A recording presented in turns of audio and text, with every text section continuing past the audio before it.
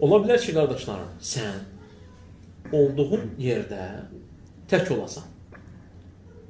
Allahın düşmənləri, Allahın dininin düşmənləri və yaxud da sünnə düşmənləri, yəni bidət əhli çox olsun. Heç bir zaman bu insana geri çəkilməyə, qorxmağa, geri addım atmağa, sünnəni təbliğdən dayanmağa aparmamalıdır.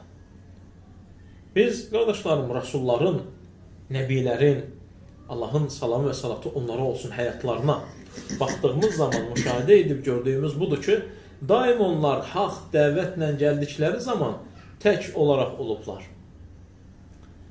Və kimsədən haqda, Allahın dinində çəkilmədən, geri durmadan Allahın dininə dəvət ediblər. Bütün Rasullara bax, dəvətlərində. İbrahim aleyhisselamla bütün tək bir ümmət idi. İbrahim aleyhisselam Allaha qanit olan tək bir ümmət. Aydındır, ətrafda düşmənlər çox ola bilər, ətrafda bidət əhli çox ola bilər. Bu, sənə sünnəni yaymaqdan çəkindirməməlidir.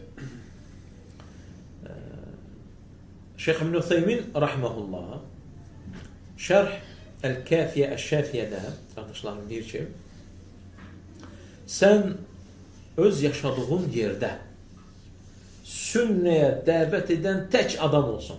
Sən təksən. Sünnəyə dəvət edən təksənsən. Sələfə tabi olmağa çağıran tək bir sən olsun.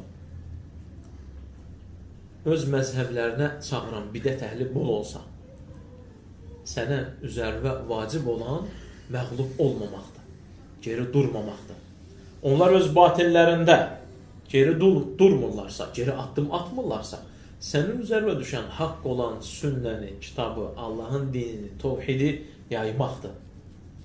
Necə ki, deyir alimlərimiz, qardaşlarım deyirlər ki, bütün yerlərdə bidət əhlini, şirk əhlini, küfür əhlini sıxışdırın. Sıxışdırın nədir, qardaşlarım?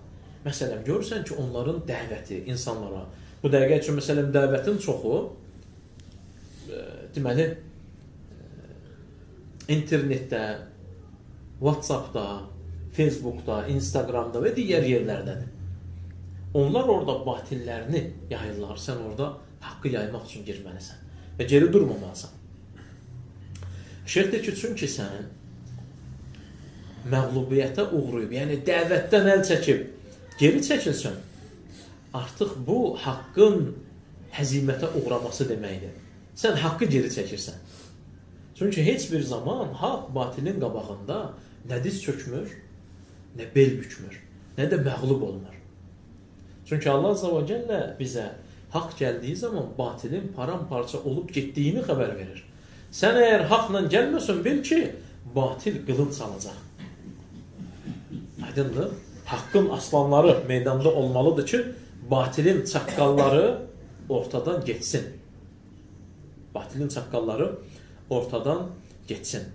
Onun üçün Şeyx İbn Ütheymin rahmetullah deyir ki, əksinə, sənə vacib olan haqqın üzərində sabit qalmağındır və bu düşmənləri qorxuzacaq.